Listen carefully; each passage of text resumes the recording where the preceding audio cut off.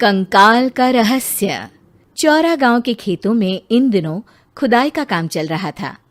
असल में इसी गांव से होकर एक अच्छी सड़क गुजरनी थी, इसलिए यहाँ खुदाई शुरू की गई थी।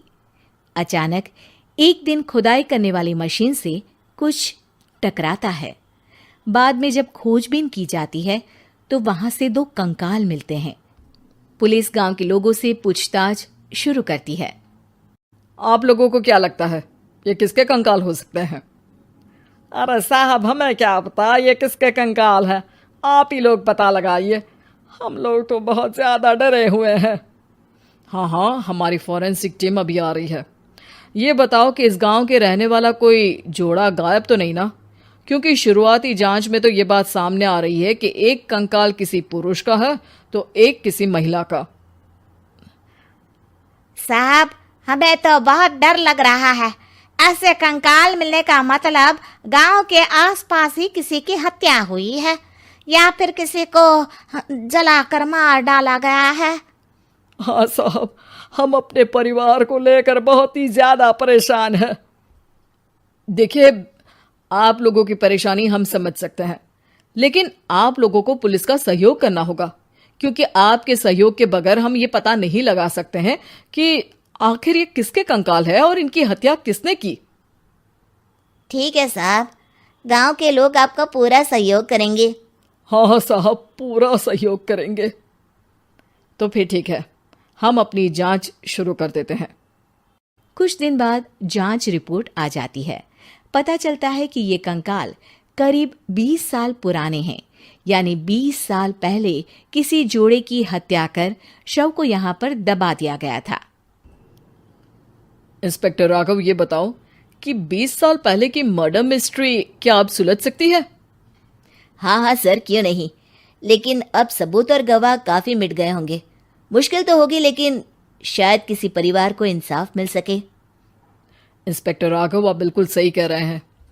किसी परिवार को तो इंसाफ मिलेगा ही और किसी को उसके किए की सजा भी मिलेगी। जी सर, मैंने तो जांच शुरू भी कर दी है। 20 साल पहले इस गांव के 2 जोड़े अचानक कहीं गायब हो गए थे। मैंने दोनों ही परिवारों के बाकी के सदस्यों से बातचीत शुरू की तो उन्होंने बताया कि उनके बच्चे शहर गए थे, लेकिन आज तक वापस नहीं लौटे हैं। लेकिन ये दोनों शव किस परिवार के सदस्यों के हैं, ये कैसे पता चल सकेगा? सर, मैंने डीएनए टेस्ट करवा लिया है। आज शाम तक इसकी रिपोर्ट भी आ जाएगी। अच्छा, ठीक है। उसी शाम को सर, डीएनए रिपोर्ट के मुताबिक ये दोनों ही लाशें चौरा गांव के रहने वाले प्रधान सुल्तान सिंह के बेटे और बहू की है। लेकिन इनकी हत्याएं किसने की है, ये कैसे पता लगेगा? इसी का तो पता लगाने की कोशिश में जुटा हूं सर। आज सुल्तान सिंह से मिलने भी जा रहा हूं।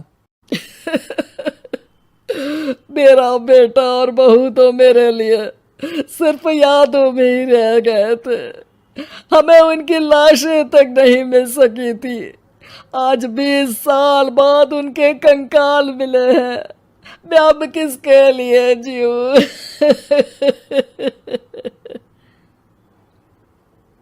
लेकिन सर, क्या आपकी किसी से कोई दुश्मनी थी? अपने बेटे बहू की हत्या के लिए आप किसे जिम्मेदार मान रहे हैं? अब मैं किसका नाम बोलूं?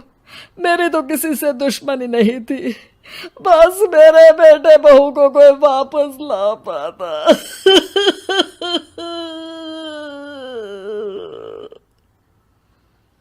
इसके बाद सुल्तान सिंह फूट फूट कर रोना शुरू कर देते हैं। सर, अब आप इनका अंतिम संस्कार करवा सकते हैं। कम से कम इनका शरीर ना सही, इनका कंकाल तो आपको मिला है। लेकिन हाँ, अगर आपको कुछ भी याद आए तो ज़रूर बताइएगा। मेरी तो बेटा अब उम्र हो गई है, लेकिन मेरे बेटे और बहू के हत्यारों का ज़रूर पता लगाइएगा, क्योंकि जब तक हत्यारे पकड़े नहीं जाएंगे मेरा मन नहीं मानेगा। सर, हमारी पूरी कोशिश रहेगी हत्यारे को पकड़ने की। लेकिन एक बात बताइए, उस वक्त आपको किस पर शक गया था? उस वक्त मेरे एक ड्राइवर को पकड़ा गया था, लेकिन सबूतों के अभाव में उसे छोड़ दिया गया था। अच्छा, और ड्राइवर पर कैसे शक हुआ था? क्योंकि उस दिन ड्राइवर छुट्टी पर था। उस समय लेकिन लाश क्यों नहीं मिल सकी थी? उस वक्त पुलिस ने बहुत कोशिश की थी, लेकिन दोनों की डेड बॉडी नहीं मिल सकी थी। ठीक है, हमारी तफ्तीश चल रही है, मैं फिर आऊंगा। इसके बाद इंस्पेक्टर वहां से चला जाता है और सुल्तान सिंह अपने बेटे और बहू की याद में खो जाते हैं। कुछ दिन बाद सुल्तान सर, एक बात बताइए, जब आपके बेटे बहू की हत्या हुई थी, उसी के आसपास आपके ही गांव का रहने वाला एक और जोड़ा उसी वक्त गायब हो गया था ना? हाँ सर, अलका और अभिषेक, वो भी मेरे बच्चों जैसे ही थे। तो फिर वो कहाँ है? उनका भी आज तक पता नहीं चल सका, लेकिन बताते हैं कि कुछ साल पहले अभिषेक को गांव के ही किसी आदमी ने मुंबई में देखा था, लेकिन फिर वो गायब हो गया। यानी अभिषेक और अलका की हत्या नहीं हुई थी, बल्कि उन्होंने किसी वजह से खुद ही गांव छोड़ दिया था। हाँ, हो सकता है, क्योंकि अभिषेक मेरे बेटे संतोष का अच्छा दोस्त था और उसका मेरे घर भी आना जाना लगा रहता था। हो सकता है कि उसने मेरे बेटे और बहू के बारे में सुन लिया हो और ये गांव छोड़ दिया हो सकता है। उनके परिवार का कोई अब नहीं रहता क्या इस गांव में? अब तो कोई नहीं रहता। एक चाचा थे, लेकिन उन्होंने भी अपना पुश्तैनी मकान बेच दिया है। वो भी अब कहीं शहर में ही बस गए हैं। ओह, अभिषेक और अलका के बारे में भी पता लगाना होगा। हो सकता है कि वही इस हत्या के बारे में कुछ बता सके।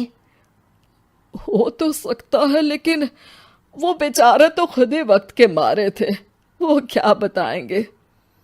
फिर भी सर, जब केस दोबारा खुला है तो जांच तो करनी ही पड़ेगी, और इस बार तो लाशें भी बरामद हुई है। कुछ दिन तक लगातार तफ्तीश चलती रही। एक दिन थाने से सुल्तान सिंह को फोन आता है। हाँ, कौन बोल रहा है? सर, मैं कांस्टेबल तुलाराम बोल रहा हूँ थाने से। आपको थाने आना पड़ेगा। थाने? लेकिन क्यों? सर, किसी की पहचान करवानी है। अच्छा ठीक है, मैं दोपहर तक पहुंचता हूँ। सुल्तान सिंह दोपहर में थाने पहुंचता है। कई पुलिस के अधिकारी वहां मौजूद रहते हैं। सर, आपके बेटे की हत्या का रहस्य आज शायद सुलझ जाए। अच्छा इंस्पेक्टर राघव, पर वो कैसे? सर, उस आदमी को देखिए, क्या वही अभिषेक है? सुल्तान सिंह की आंखों में हैरानी से आंसू आ जाते हैं। हाँ सर, यही अभिषेक है। ये आपको कहाँ से मिला? सिर्फ अभिषेक ही नहीं, बल्कि इसकी पत्नी अलका भी इसके साथ है। मैडम, जरा अभिषेक की पत्नी को लाइए।